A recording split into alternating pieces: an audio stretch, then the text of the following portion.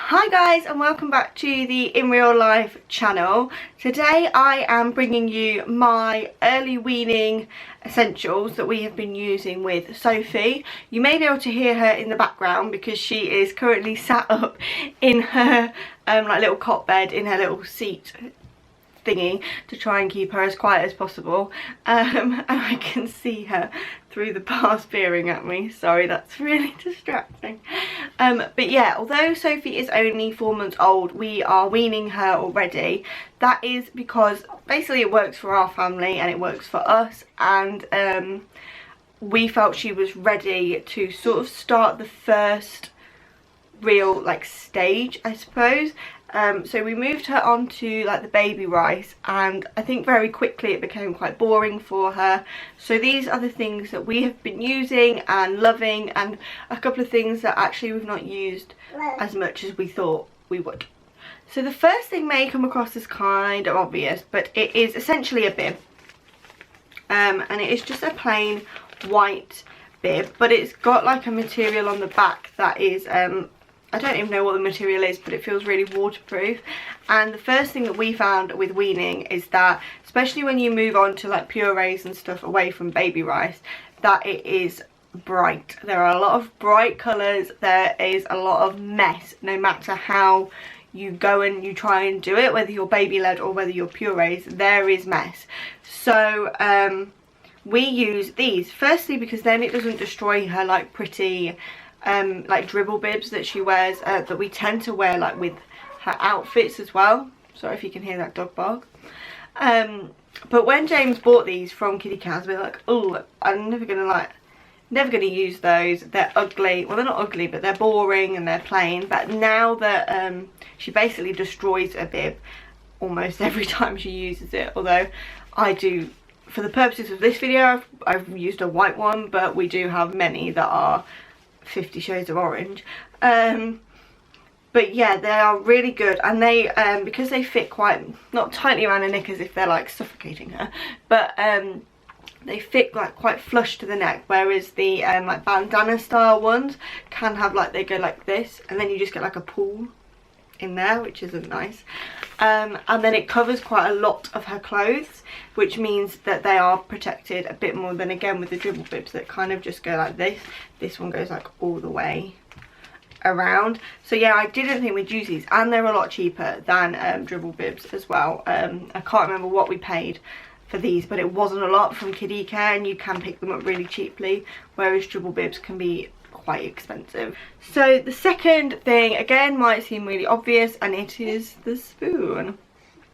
I can actually say we have used 3 different types of spoon, and this is by far the easiest. They are more expensive than if you were to buy like the cheapest possible version of a baby spoon out there, but as I say, they're super easy. They're the Tommy Tippy ones. And as you can see, they're like flexible. This on the end, I think it's silicone, I don't know, but it means you can like put it in her mouth and just help her a bit. It's not as rigid as like a normal spoon, you can see, which does just really help her to like take it off the spoon and everything, and it means you can like wipe up with it a lot easier, again, because it's not so rigid. So next up is the bowls that we use, and again, you might think of course you're going to use a bowl, but these are ever so slightly different. They are like triangular, and I had never actually even considered that to be something I would need until I went, I think I was in like Asda shopping for her weaning things, like knowing it was going to be like a month or so away, because we don't go food shopping that often. And I saw these and I thought, actually, I think that's going to be a really good idea. The point behind it is that you can like get into the corner with the spoon, and it makes it easier. So you're not like having to hold the bowl and like scrape it out, because Sophie is really impatient in between mouthfuls. Once she's finished it, she like wants the next one. So the last thing I've kind of got time for is to like be digging around to get it out. This just makes it so much easier. And then obviously the handle means that when I'm like down to the last bit, I hold it, which it just helps again to have somewhere to hold. And I think as well it's so that they have something to hold, as and when they start to feed themselves. I think it might be another reason behind that, is that it makes it easier for them to manipulate and use. Next up is again something I wasn't actually sure I would use at all, but James seemed pretty pro it and said that he had had a look and they didn't seem that bad, and that is the pouches. These are the Hip organic ones. I can't remember, I don't know if they're the Aldi ones. I don't know, we do half our shopping at Aldi and half our shopping at Asda, so it could be either. But we also have Ella's Kitchen ones and a couple of different brands as well. She hasn't actually tried this one, so I can't vouch whether she likes it or not. She does really like the banana ones. More of the plainer taste, and I think that is probably down to her age, that obviously her palate's not that developed yet. I was very like, no, I'm gonna make all her food, yada yada yada, but it is so time consuming to make baby food when now, because she's at an age where she can't have what we have, and I'll admit we don't eat that many vegetables. Yeah, it is quite time consuming, especially when she then doesn't like it. I found it really quite disheartening that I'd made it and then she didn't like it. So these are really easy, and then also it's always good to know that they like these sort of things, so when you're on the go or when you're in a pinch and you can't make your own stuff, or she goes to stay somewhere else, or any other reason, it is always good to know that they will tolerate things like this, I think anyway. And they don't work out too expensive. Obviously it's better for her, well, I don't know if it is better or not for her to have things that we eat. As I say, we don't eat that many vegetables ourselves, admittedly. We live quite busy lives, so we eat quite a lot of like pasta and things like that, which obviously she can't have at her age. So as soon as she can, she will have what we have. And whenever I am doing vegetables, you'll see in a minute, I do like put some aside and puree it for her, but for like busy people, these are really good. So following on from saying about purees, we also have these, and I think again I bought these from Asda, and they are like little pots, and it's got like the ounces and the milliliters on the side, and I think one of these, half of this is like a good portion size for Sophie at the minute. So yeah, I pureed a load of broccoli and cauliflower and she hated it, and I put it in these to store, and you can put them in your freezer because they come in what looks like an ice cube tray. It's quite flimsy, so that's why I've not brought the whole thing, but yeah, it comes in sort of like an ice cube tray that you just fill them up, put them in. You can like date them if you're doing like different dates, but you would obviously have to make sure it's a marker that would come off eventually. And then you can just grab one out of the freezer, defrost it, and then that can be like her lunch or her food for the day, because I think it then lasts like all day, so I could defrost it in the morning and give it to her for like lunch or evening, although she only has things in the evening at the minute. She doesn't really have lunch other than her milk, but they're really good if you do want to prepare your own things, because it means you can like batch do it and then give it to her as and when you need it or you want to or whatever. So yeah, I would really recommend them. They say get ice cubes, but I don't know if that would be a bit small, especially if you're weaning, because your baby's got a big appetite. But it's just, and they are so handy as well, and they're not that expensive.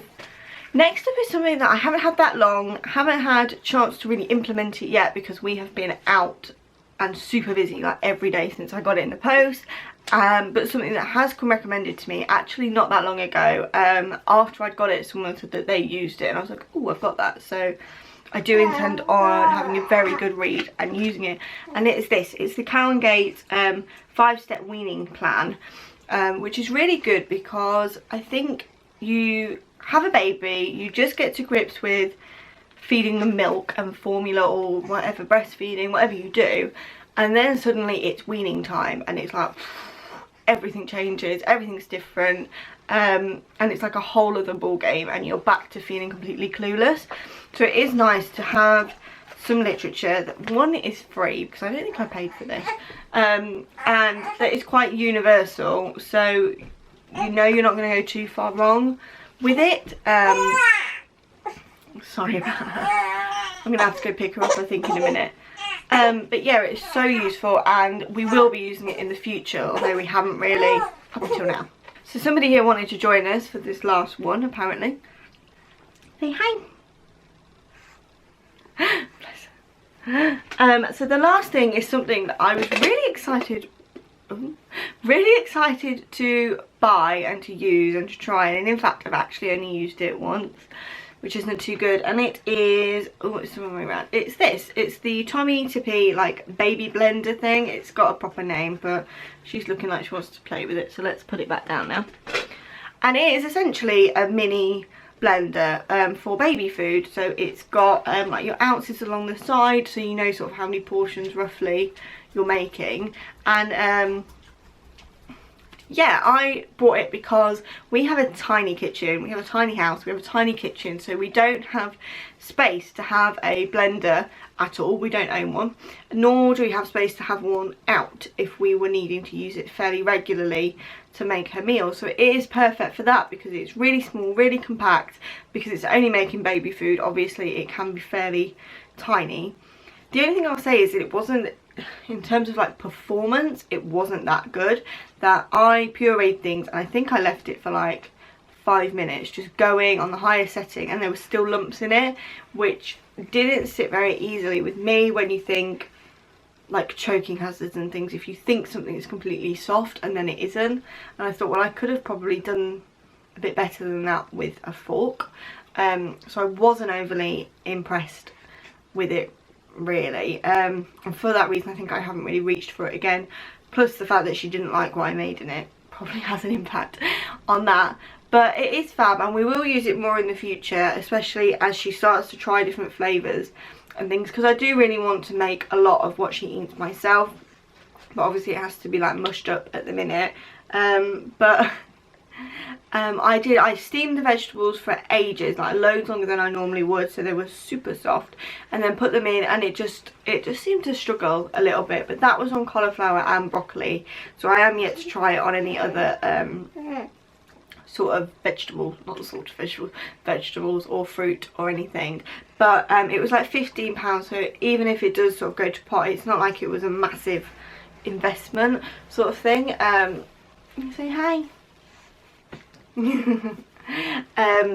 So yeah, I'm not too fussed, but obviously it is a little bit annoying.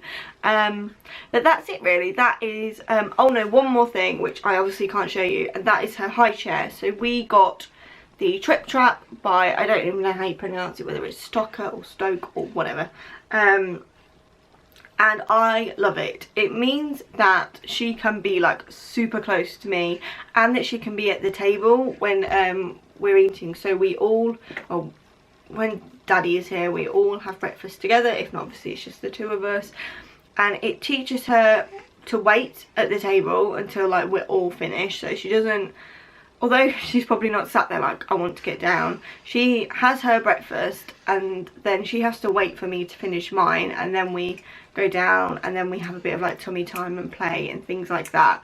So it teaches her like patience.